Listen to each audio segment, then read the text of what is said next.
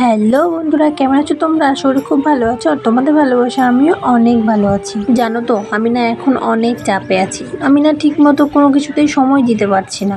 এখন না কলেজে একটু বেশি চাপ চলছে। আমি না ঠিক বুঝতে পারছি না কি কারণে আমার এত চাপ হচ্ছে। আমি কোনো কিছুই ঠিক মতো সামলে উঠতে পারছি না।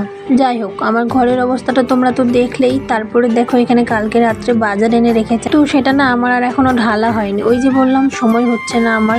আর এই যে আমি সকালবেলা করে না কিছু খেতে চাই না, তার জন্য তোমাদের দাদা ভাই পাস্তা এনে দিয়েছে আমাকে। আজকে তো শ্রাবণ মাসের দ্বিতীয় সোমবার। আমি যেহেতু প্রথম সোমবারটা করতে পারিনি, তার জন্য ভাবলাম দ্বিতীয় সোমবারটা আমি করব। তোমাদের দাদা ভাইকে বললাম ফুল এনে দিতে, আর দিদার কাছ থেকে আমি শশা আর দুধটা নিয়ে নিয়েছি। আগের দিনই আমি ঠাকুর ঘর পুরো পরিষ্কার করে কৌটা বাসন সব মেজে রেখেছিলাম। তো এই যে আমার স্নান কমপ্লিট, আর তখন তো তোমাদেরকে দেখালামই যে তোমাদের দাদাভাই ফুল টুল সব দিয়ে গেল, আর দিদার কাছ থেকে দুধ নিয়েছি। তো চলো এখন একেবারে পুজো টুজো করে তারপরে তোমাদের সাথে দেখা হচ্ছে। আর কানটানো কয়েকদিন ধরে শুধু বন্ধ হয়ে যাচ্ছে থেকে থেকে। যাই হোক, ভিটামিনের অভাব, যেহেতু শরীরটা খারাপ ছিল। তো চলো একেবারে পূজা করার পরে বা পুজো করার সময় তোমাদের সাথে কথা হচ্ছে। তুই কি নাক ফুটা করেছিস?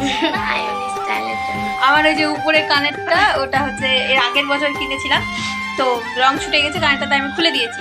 খুলে এখানে রাখা ছিল। তো ওই দুপুরবেলায় সকালবেলা এসছে, এসে হচ্ছে কানেরটা নিয়ে বলছে আমি এখানে নাকের পরে কেমন লাগছে। তো দেখতে ভালোই লাগছে, আবার খারাপ লাগছে না। তো চলো একেবারে পুজো করার সময় আর আমি না তোমাদেরকে বলতে ভুলে গেছি যে আজকে হচ্ছে শ্রাবণ মাসের দ্বিতীয় সোমবার।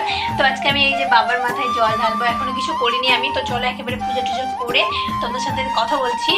আর আমি না প্রথম সোমবার করতে পারিনি, কারণ আমার শরীরটা প্রচুর খারাপ ছিল। তাই আমি শুয়ে বসে দিন কাটিয়েছি, আমি কিচ্ছু করতে পারিনি। শুধু ওই তোমার দাদাভাই এই সোমবারের দিন চুড়িটা পরিয়ে দিয়েছিল, আর তারপরে আমি কিছুই করিনি, শুধু ঘুমিয়েছিলাম। তো আজকে ফাইনালি দ্বিতীয় সোমবারটা করতে পারছি। আমি ভেবেছিলাম হয়তো করতে পারবো না, কিন্তু করতে পারছি।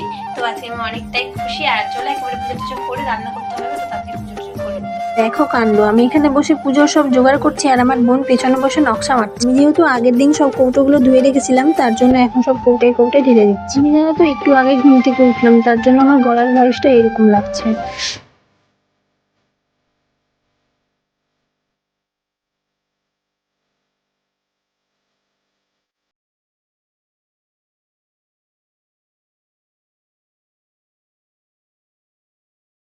এই দেখো, আমার পুজোর সব জোগাড় কমপ্লিট। এরপর আমি গিয়ে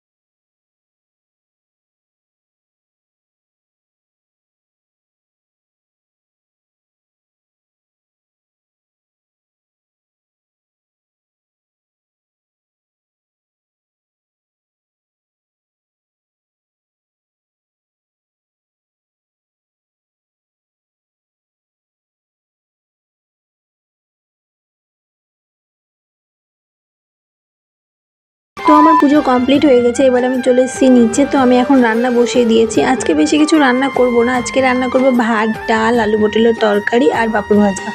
শাশুড়ি মা বাড়ি নেই, তার জন্য আজকে আমাকেই রান্না করতে হচ্ছে। শাশুড়ি মা একটু বাজারে গেছে, তার জন্য ভাবলাম যে আমি রান্না করি, আবার কখন এসে রান্না করবে, থাক আজকে আমিই করে নিই। তার জন্য আমি আজকে রান্না করছি। আর এই দেখো কাণ্ড, আমার ঢঙ্গও নাই কোনো কিছু। তো এই যে দেখো, আমি আলু পটলটা ভাজা হয়ে গেছে, আর এই যে এখানে ডাল, আর ওই তো হাঁড়িতে ভাত হয়ে গেছে। আর পাঁপড়টা যখন খাবে তখন ভেজে নেব। আর এই যে ব্যাগের মধ্যে তোমাদেরকে যে বাজারগুলো দেখালাম, যে সেই বাজারগুলো আমি এখন ঢেলে নিচ্ছি, নাহলে পরে না আমারই অসুবিধা হয় যে রান্না করার সময় কোথায় কি রেখেছি বের করে করে দিতে হয়। তার জন্য আমি একবারেই কৌটায় কৌটায় ঢেলে রেখে দিই। আর যেগুলো একটু বেশি আছে সেগুলো আমি বালতির মধ্যে তুলে রাখলাম। তারপরে না ব্লগটা কন্টিনিউ করিনি, একেবারে রাত্রেবেলা রুটি করতে চলে এসেছি। শাশুড়ি মা বেলে দিচ্ছে আর আমি ভাজছি। তো আজকের ব্লগটা কেমন লাগলো জানিও, অবশ্যই লাইক, কমেন্ট, শেয়ার আর চ্যানেলটাকে সাবস্ক্রাইব করো।